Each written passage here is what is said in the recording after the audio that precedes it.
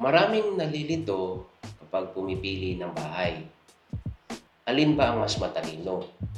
Ang pre-selling o RFO? Isipin mo ito na simple. Ang pre-selling, bumibili ka ng ideya, drawing pa lang o ginagawa pa lang ang bahay.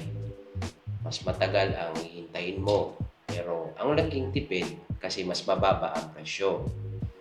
Ang RFO naman o ready for occupancy, physically andyan na ang bahay. Nakikita mo na, nahawakan mo na.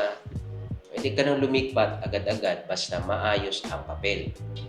Pero syempre, mas may kamahalan na. Walang maling choice dito kung hindi ka nagmamadali at kung gusto mo mas magaan na bayaran, mag-pre-selling ka. Pero kung ang kailangan mo ay matitirahan bukas o sa mga susunod na buwan, RFO or Ready for Occupancy ang para sa iyo. So, ikaw, depende sa iyo kung ano ang choice o conforme sa sitwasyon mo. Yun lang po.